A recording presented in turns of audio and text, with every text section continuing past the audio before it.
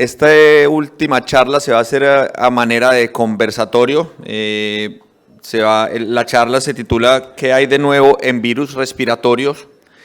Y está a cargo del doctor Jürg Niederbacher y la doctora Claudia Beltrán. La doctora Claudia es infectóloga pediatra de la Universidad de Antioquia, es miembro del Comité de Infectología y Vacunas de la Sociedad Colombiana de Pediatría, y el doctor Jürg es neumólogo pediatra, es miembro de la Asociación Colombiana de Neumología Pediátrica y de la Sociedad Colombiana de Pediatría y profesor de pediatría de la Universidad UIS en Bucaramanga. Bienvenidos. Bueno, muy buenos días. Gracias a la Sociedad Colombiana de Pediatría por la invitación.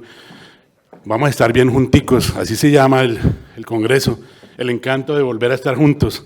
Voy a estar juntico a Claudia, porque allá quedamos bastante retirados y no, por logística no es fácil. Hemos preparado un conversatorio. Yo le decía a Claudia que el pasado en presente, los que son más viejitos, conocieron el conversatorio que hacían dos historiadores, Abelardo Forero Benavides y Ramón de Subiría, y hablaban de cosas antiguas, pero en presente. Entonces yo le decía que yo soy el pasado, ella es el presente, un lindo presente, y que vamos a conversar sobre virus respiratorios. ¿Qué hay de nuevo? Suena un poquito presuntuoso, pero bueno, vamos a tratar de mostrar algunos datos interesantes que tienen que ver con muchos aspectos, como vamos a ver en las diapositivas que hemos preparado como ayudas para este conversatorio. Esos son los temas. Entonces presento ya a mi compañera, la doctora Claudia Beltrán. Ya saben que está en la Universidad de Antioquia, y pues muchas gracias, Claudia, por compartir. La primera parte es sobre epidemiología y cosas interesantes que decir, creo, Claudia.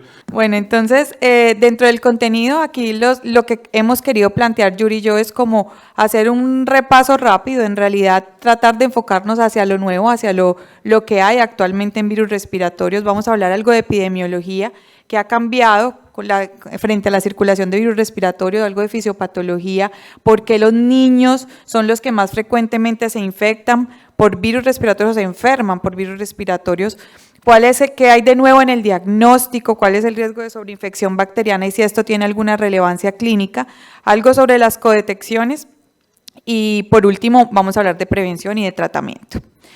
Entonces inicialmente queremos tocar algo de la epidemiología. Yo no sé si el doctor Jürg, él dice que pasado, pero no es tan pasado, nuestras diferencias no son tan notorias en años, pero en realidad antes siempre hablábamos de la mayoría de infecciones en pediatría y la mayoría de infecciones respiratorias son por los virus, pero realmente desconocíamos qué virus. Y esto no es que haya cambiado mucho, Jürg, lo que pasa es que nosotros en Colombia no teníamos disponibilidad de pruebas de diagnóstico molecular para poder conocer cuáles eran los virus que teníamos. En países desarrollados hace muchísimos años sabemos cuál es la circulación de virus, cuáles son los virus más frecuentes, sabemos cuál es el papel del virus sincitial respiratorio, por ejemplo, y de otros virus. Entonces, frente a la epidemiología, nosotros ahorita nos sorprendemos porque vemos una alta circulación de virus en general, pero no nos da, cuando revisamos nuestros datos frente a lo que se reportaba antes a lo ancho pues del mundo, en realidad nos parecemos mucho a lo que circula en países desarrollados. Aquí en este estudio, que es de niños de 6 meses a 10 años, es un estudio que se hizo en múltiples países. Hay un dato que es clave, pero que ahorita voy a discutir un poco sobre la detección de rinovirus enterovirus, quienes fueron los de mayor prevalencia. Y lo voy a discutir porque más adelante vamos a hablar un poco de qué significancia clínica tiene la detección de estos virus en esta población pediátrica.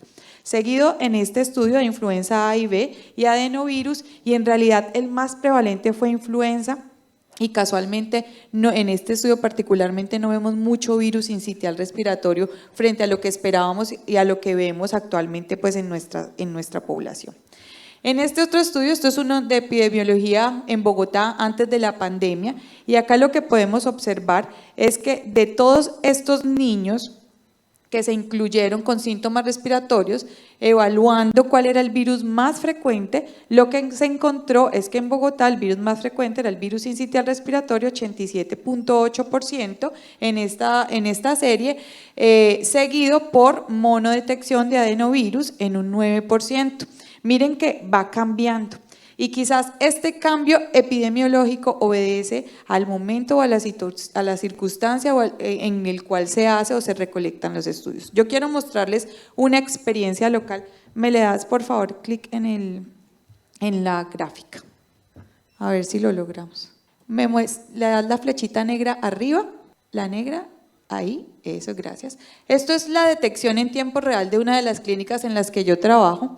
Y acá ustedes pueden ver en la parte inferior están los meses, está desde 2019, estos son pruebas de diagnóstico molecular por PCR múltiples, y lo que yo quiero que ustedes observen en esta gráfica es cómo los virus respiratorios a lo largo del tiempo van teniendo papeles protagónicos que se van pasando entre ellos.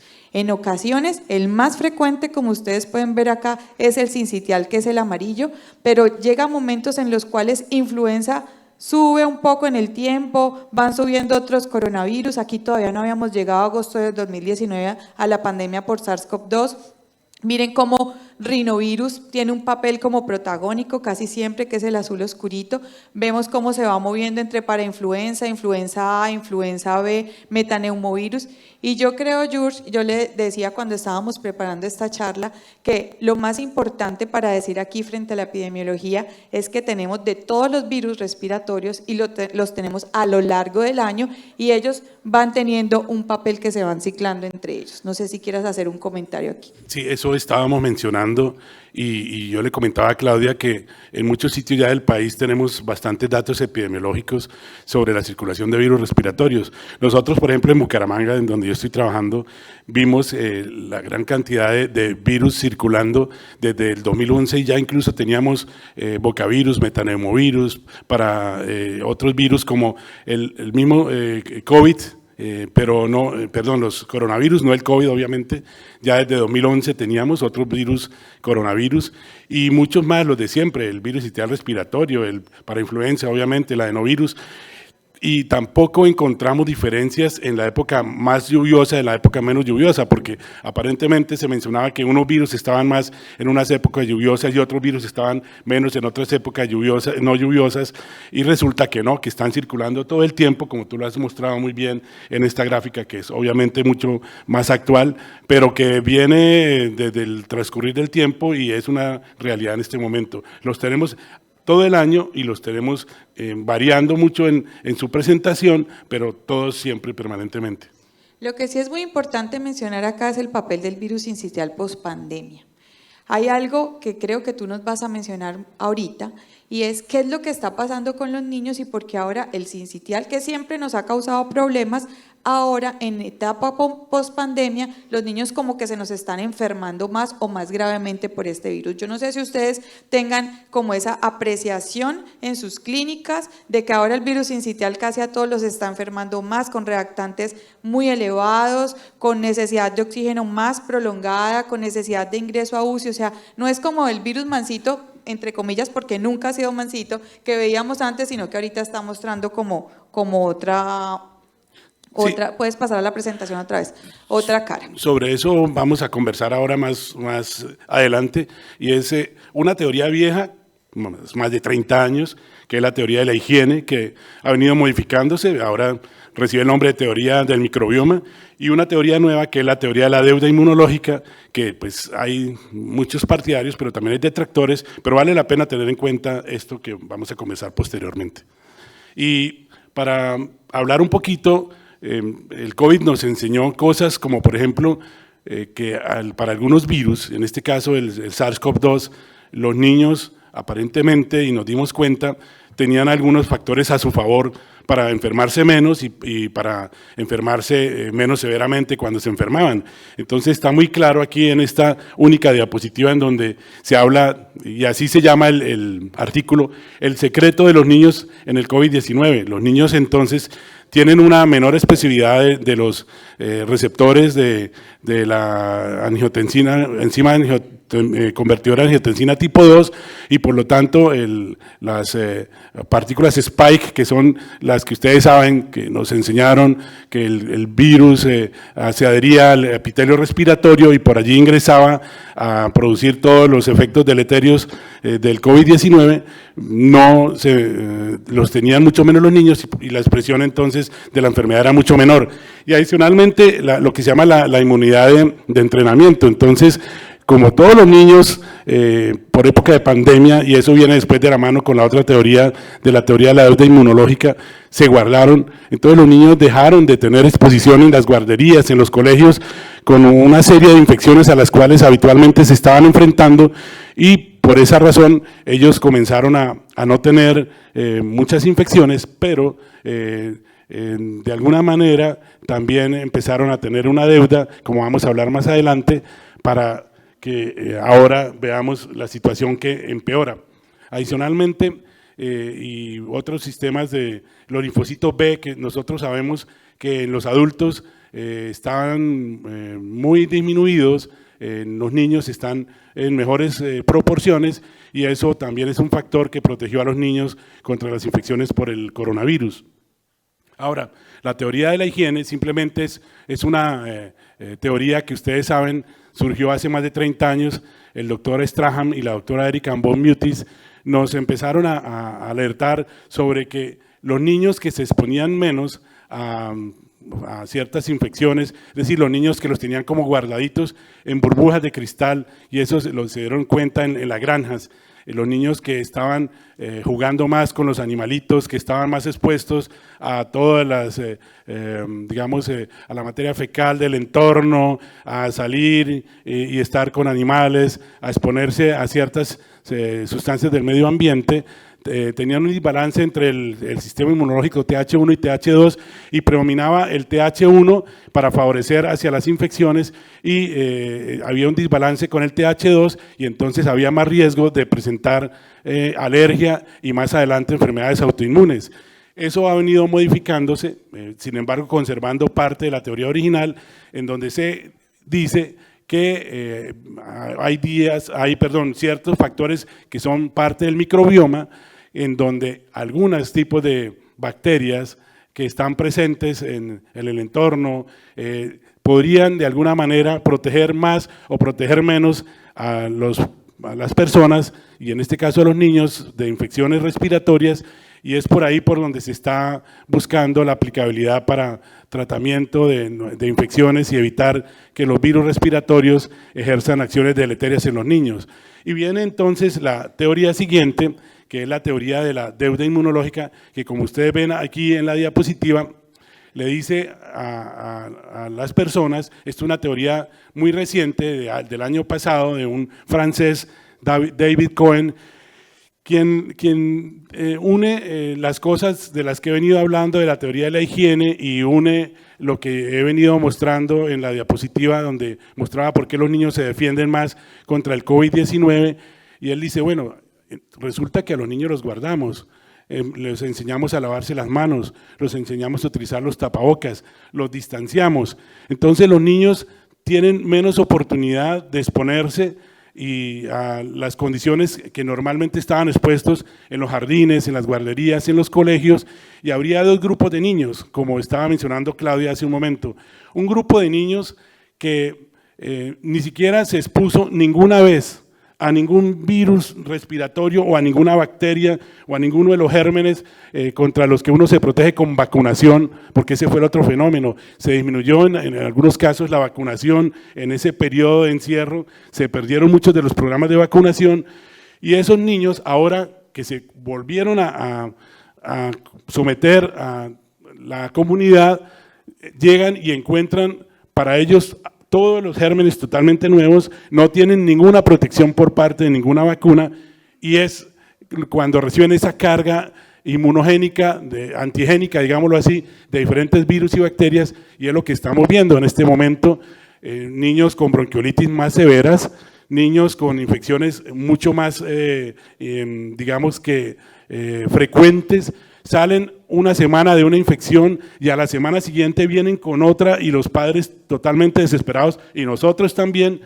y entonces allí está la teoría de la deuda inmunológica. Adicionalmente, otro grupo de niños que estaba, digamos, que entre los 1 y los 3 años, que todavía no se habían expuesto a todos los virus, que no habían tenido, por ejemplo, bronquiolitis, que no habían tenido croup, y si ustedes lo notan, en este momento tenemos niños que hacen una bronquiolitis tardíamente, es decir, ya no tan frecuente, ya no como los lactantes hasta los 2 años o un poquito más que estábamos acostumbrados a ver, sino hemos visto niños a los 5 años con unas bronquitis que son bronquiolitis realmente cuando se estudian producidas por virus sincitial respiratorio, por adenovirus, a lo que no estábamos acostumbrados.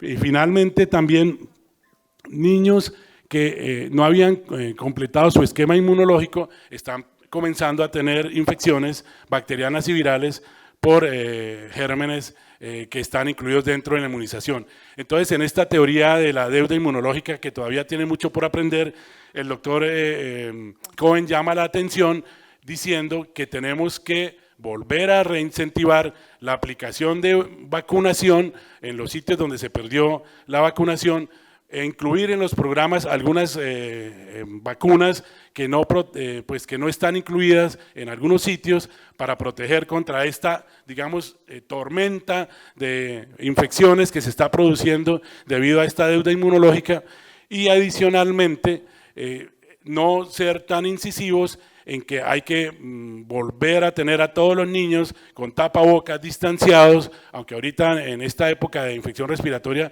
pues la recomendación es no lo lleven tan seguido o al jardín. Si es que están enfermos, déjenlos en su casa mejor. De todos modos, denle la oportunidad de retarlos inmunológicamente para que este fenómeno de deuda inmunológica se pueda cambiar.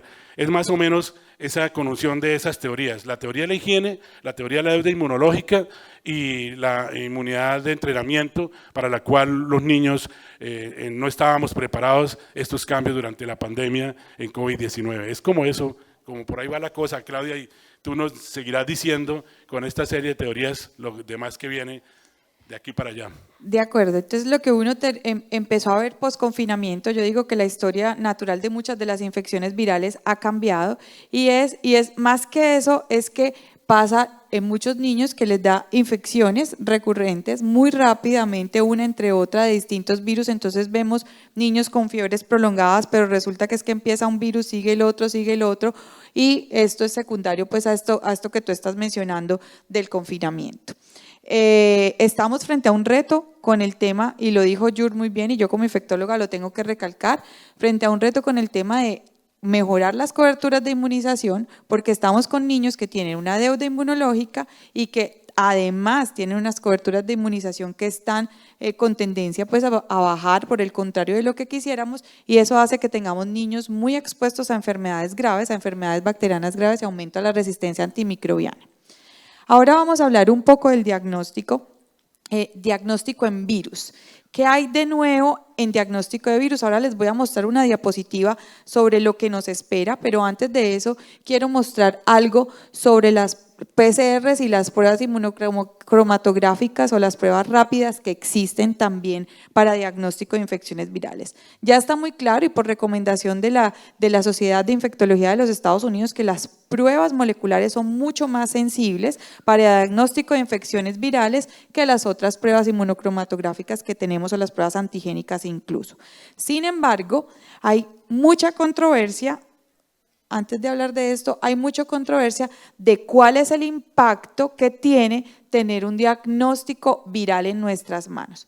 Entonces se han generado una serie de ensayos clínicos. Yo, más que hablarles de pruebas, quiero hablarles cuándo es que se deben utilizar las pruebas o si son útiles realmente estas pruebas. Hay una serie de ensayos clínicos en los cuales se ha evaluaciones pues de impacto de antes y después de la implementación de pruebas, en las cuales se ha medido, ¿cambia en realidad la conducta del médico tener una prueba? Yo lo mencionaba hace poco en una charla que tuvimos de vacunas, de qué hacemos si no le creemos. Antes no teníamos pruebas y ahora tenemos pruebas y no les creemos a las pruebas.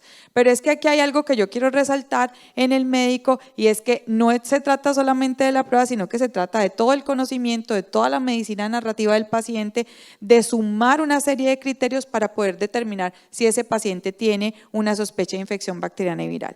En diagnóstico, para diferenciar entre infección viral y bacteriana, todavía nos falta mucho. ¿Qué es lo que viene a futuro y de lo que se ha venido hablando? Y en eso Alejandro Díaz, mi compañero que acabó de hablar, tuvo experiencia cuando estuvo en Ohio trabajando con la doctora Asunción y con el doctor Ramilo, y es ¿qué es lo que viene para poder diferenciar infección viral y bacteriana? Como casi todos los marcadores que conocemos son inespecíficos, entonces se ha profundizado un poco más allá de cuál es la respuesta inflamatoria que tiene nuestro organismo frente a los virus y frente a las bacterias. Y lo que ahí podemos observar, lástima que no tengo aquí el señalador, en la parte de infección viral es que al parecer la respuesta inflamatoria viral está mediada por interferones, mientras la respuesta inflamatoria bacteriana está mediada más por la vía de las integrinas. Y en esto lo que están haciendo los investigadores o los científicos es midiendo cuál es la respuesta específica a partir de estos señaladores, de estos biomarcadores hacia virus o hacia bacterias, y han encontrado que hay unos específicos para cada uno de los virus, pero esto todavía está muy en investigación, todavía es un poquito inalcanzable desde el punto de vista económico, y esperamos pues cuáles son los avances pues al respecto. La generación de este tipo de ideas para poder determinar y para poder diferenciar entre infección viral y bacteriana está dada por lo que les digo, porque a pesar de los otros biomarcadores que existen, la especificidad de muchos de ellos no es buena para poder definir si es una infección viral y bacteriana. En este ensayo clínico, yo sé que que te hablas, pero ya te di tu tiempo. La ventaja de estar compartiendo con una mujer es que la mujer es mucho más locuaz y son más simpáticas, entonces pueden decir muchas cosas que uno no dice. Entonces, en este artículo que busca cuál es el impacto del uso de antibióticos en niños con pruebas moleculares, les voy a decir, se los voy a resumir, no tuvo impacto. Tener un diagnóstico viral respiratorio, ¿sí?, no tuvo impacto en el uso de antibióticos en este ensayo clínico, que ahí les dejo la referencia por si ustedes lo quieren leer. Entonces, siendo un poco más profundo, entonces, ¿para qué tenemos pruebas de diagnóstico etiológico más allá de conocer la epidemiología, que es importante? A este artículo de una autora italiana, una infectóloga que tiene muchísimas publicaciones en infectología, que es la doctora Susana Espósito en compañía, dice, a pesar de que son muy sensibles, a pesar de que son más específicos que otras pruebas como las inmunocromatográficas y los ensayos de inmunofluorescencia, todavía es muy discutible, porque cuando usted hace una PCR detecta virus viable y virus no viable. Usted puede estar detectando un virus que simplemente está allí porque le gusta vivir en la nasofaringe, ¿sí?, o puede estar detectando un virus que potencialmente es el que está causando infección. Entonces acá, por ejemplo, en esta revisión sistemática de la literatura, este grupo de investigadores buscan qué hay de evidencia en cuanto al impacto del uso de antibióticos en pruebas moleculares. ¿Y ellos qué encuentran? Miren, en adultos, ¿para qué sirvió tener un panel negativo? Para suspender antivirales. Como no tenemos muchos antivirales, si yo quiero medir el impacto de esto en uso de medicamentos, pues no va a ser mucho. Pero en adultos sirvió para suspender básicamente oseltamivir en este estudio. Sin embargo, aún con prueba negativa se iniciaron antibióticos, aún con prueba positiva se iniciaron antibióticos en 70% de los pacientes. En panel positivo, en este otro artículo de este autor, hubo suspensión de antibiótico en 20 a 30% aproximadamente. Y cuando fueron a ver, no había diferencias significativamente estadísticas pues entre estos dos. En niños, aún con panel positivo, en este otro estudio, 22% inició antibióticos, y si panel negativo, 34%, y esto no alcanzó la significancia estadística tampoco.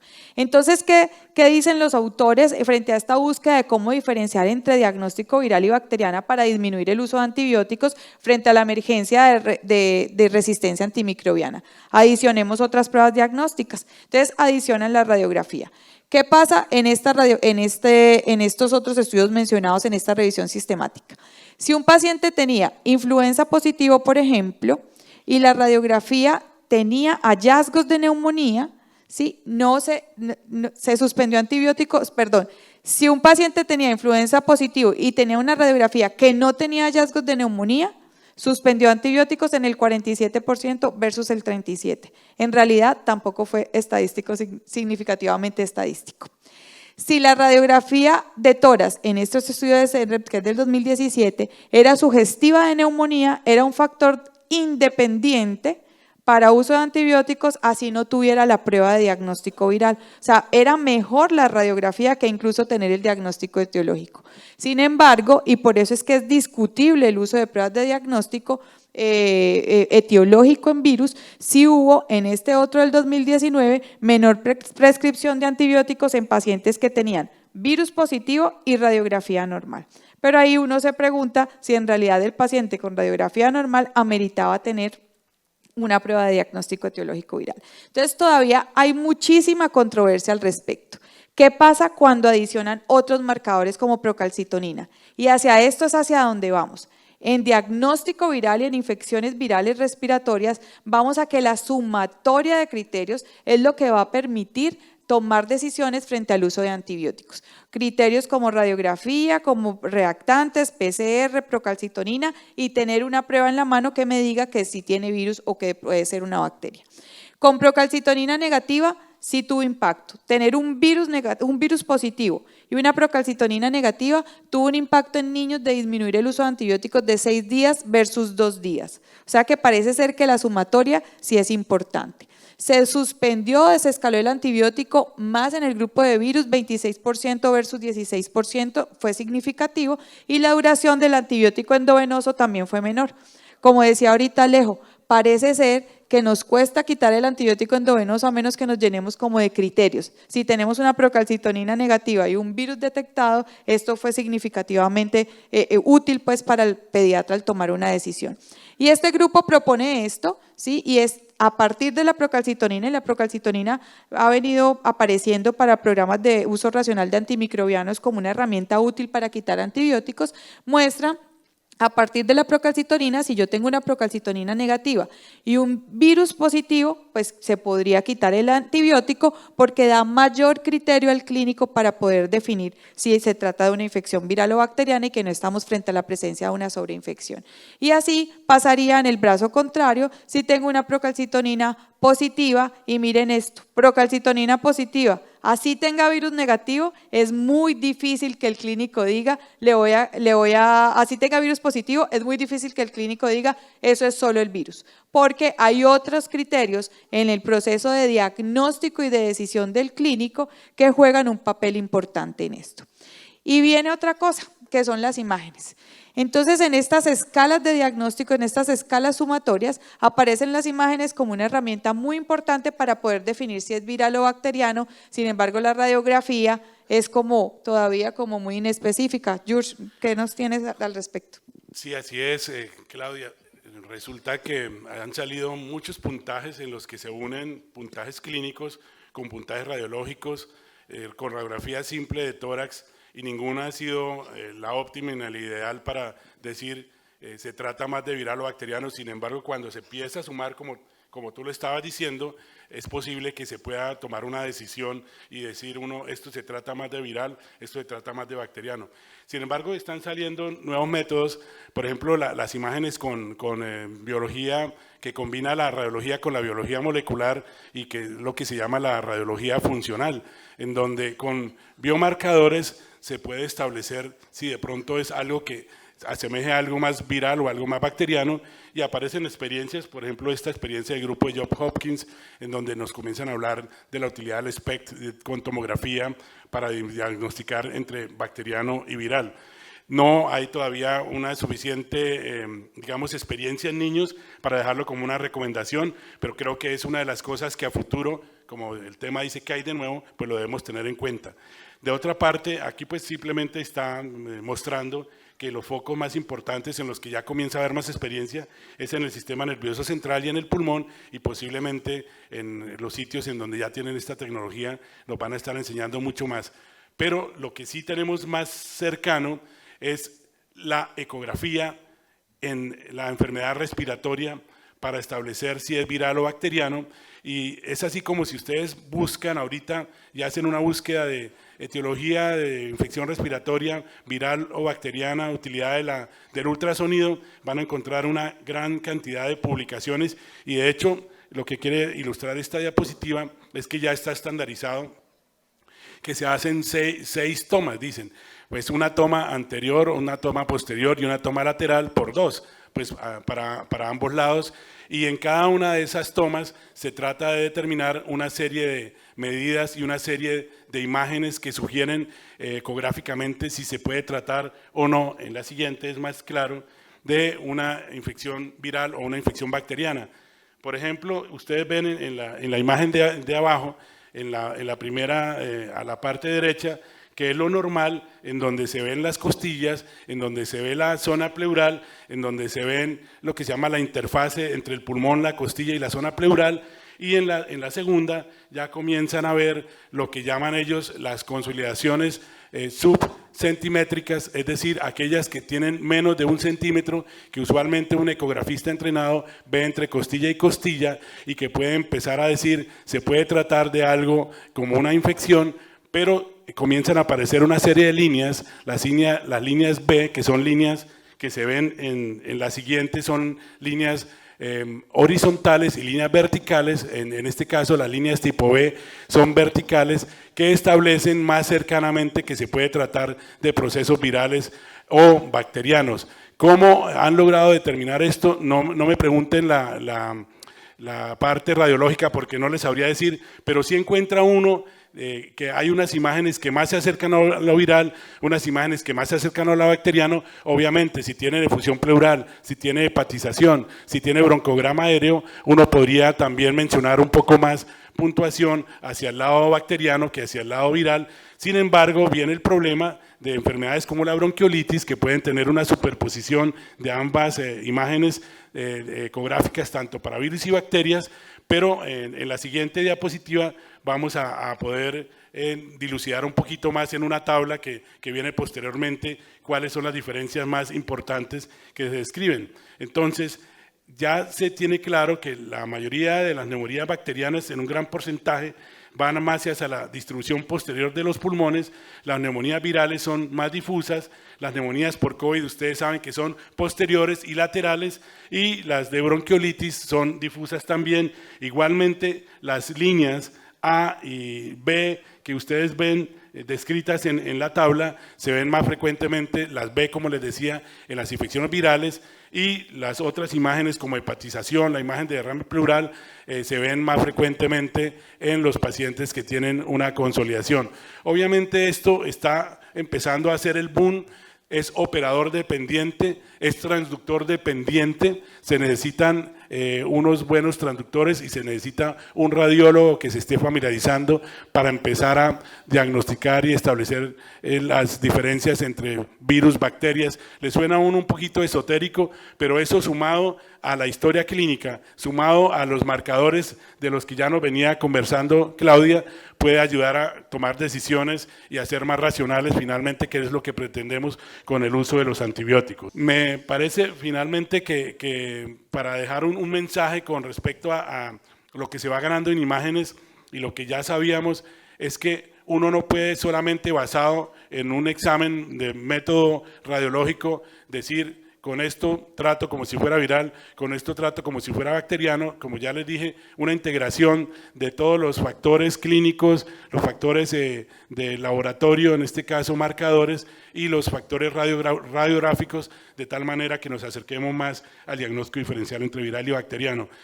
Claudia creo que nos va a hablar, y es un tema de tocar, ¿no? Lo de las coinfecciones, Claudia, creo que eso hay que mencionar alguna cosita. Yo les quería mostrar esto porque la gran pregunta siempre es, o para poder quitar un antibiótico en la UCI, me imagino que en PROA les pasa pues a los que hacen PROA, y Alejo que está aquí conmigo, si quiere hacer una intervención, bienvenido. Hay un niño con bronquiolitis gravemente enfermo, intubado, pero es que está muy grave, yo no le voy a quitar el antibiótico. Yo no se lo voy a quitar, eso no se lo quita a nadie, incluso nos interconsultan para aumentar el espectro antibiótico porque está muy grave.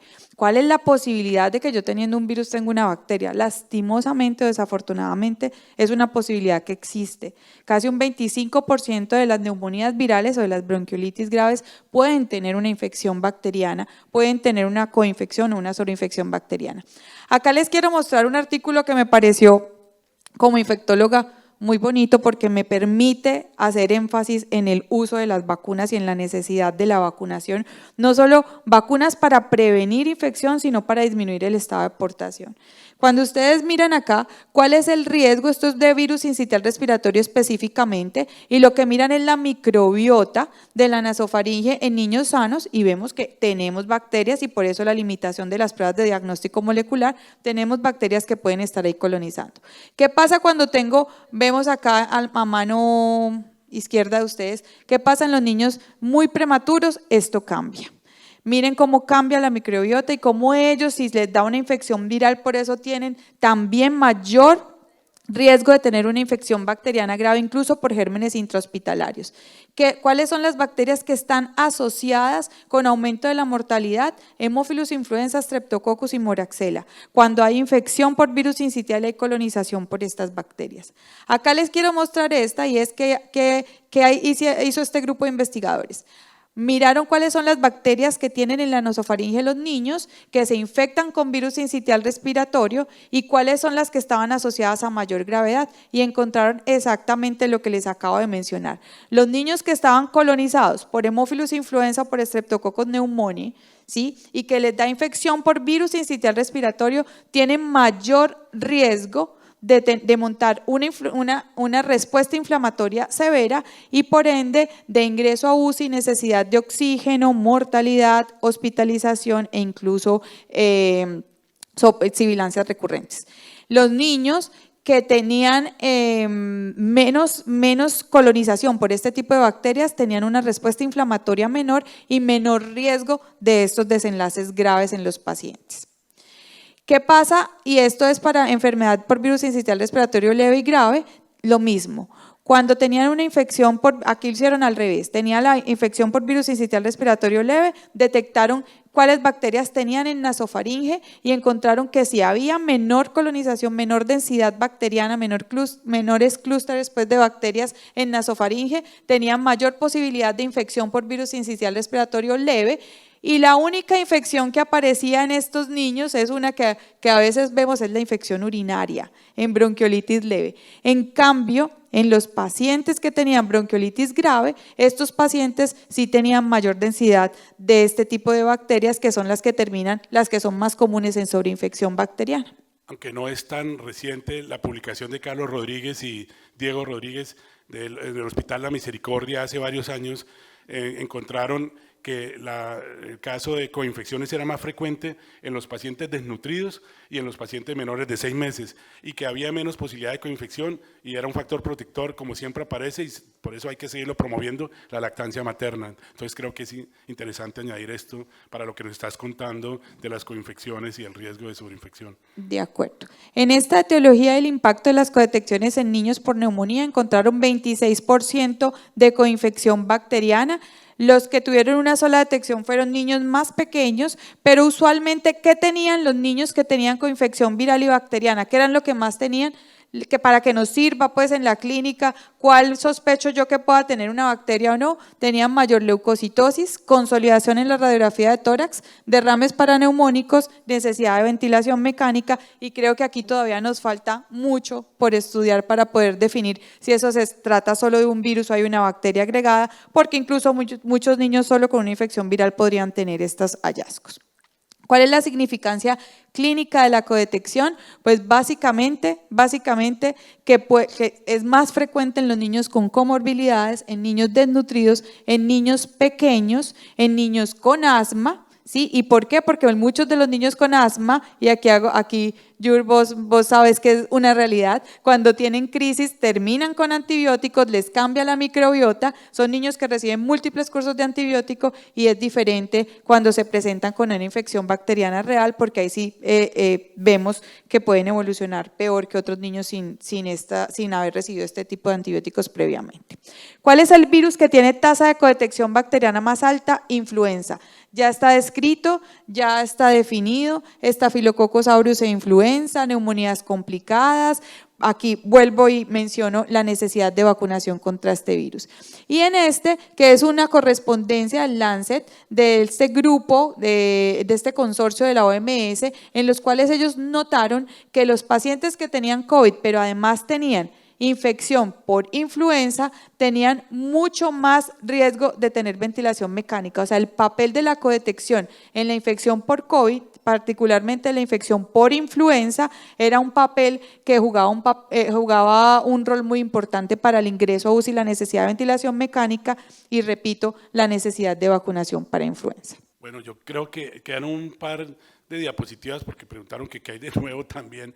Y de nuevo, pues hay nuevos antivirales, muchos de ellos que están aquí colocados, están en fase 1, fase 2, y realmente pues creo que tenemos que estar muy pendientes de lo que va saliendo con respecto a los nuevos antivirales.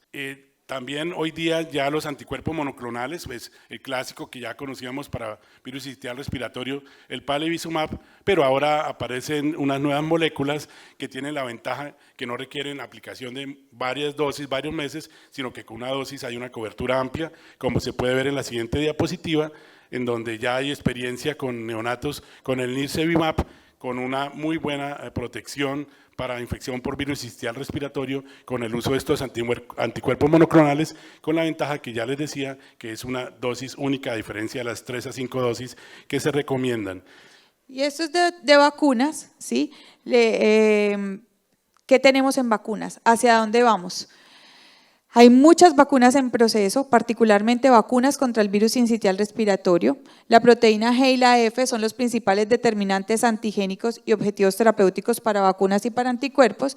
Y hay algo muy interesante en lo que se está enfocando la investigación, y es que quiénes son los que más sufren por infecciones virales. Está demostrado: los niños pequeños, los niños menores de 6 meses. Recuerden que influenza solo la ponemos después de 6 meses. Entonces, el enfoque o la población en la cual se está enfocando ahorita el desarrollo de nuevas vacunas va hacia la gestante para poder asegurar la protección desde el nacimiento a los neonatos, pero luego de que desaparecen los anticuerpos maternos, pues poder dar una protección también al neonato, al niño pequeño, al lactante, pero también los adultos mayores. Somos pediatras, pero no podemos olvidar que pasa algo, ¿no? Y es que con el tiempo los adultos mayores también se comportan como niños y las infecciones también en ellos pueden causar graves desenlaces. Creemos que también es muy importante tener que hablar de esto porque a los adultos mayores tenemos que protegerlos.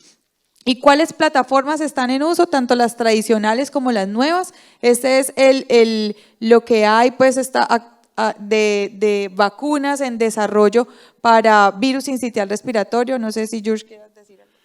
No, creo que por razones de tiempo, pero ya finalmente vamos acabando con las diapositivas que teníamos. Simplemente hay que resaltar que hay diferentes tipos de vacunas, virus atenuados contra la subunidad proteica, las basadas en vectores y las de mRNA que están de moda en este momento. Que salió COVID, ya fue como la prueba para probar estas vacunas de RNA mensajero que venían en desarrollo hace mucho tiempo. Desde hace varios años vienen desarrollándose para virus sincitial respiratorio y que esperamos que sea pronto para poder seguir protegiendo a nuestros niños de las infecciones virales. Bueno, Claudia, rematemos entonces aquí junticos. ¿Cuál es el mensaje que usted le va a dar al público que persistió? Pues primero que todo hay teorías nuevas y hay teorías viejas. La teoría de la higiene, que es más de 30 años, como ya les dije, está retomando fuerza y hay que tenerla en cuenta hoy día para tener una, digamos, protección contra los virus y para todo lo que nos genere no solamente con virus, sino enfermedades alérgicas, respiratorias, infecciosas.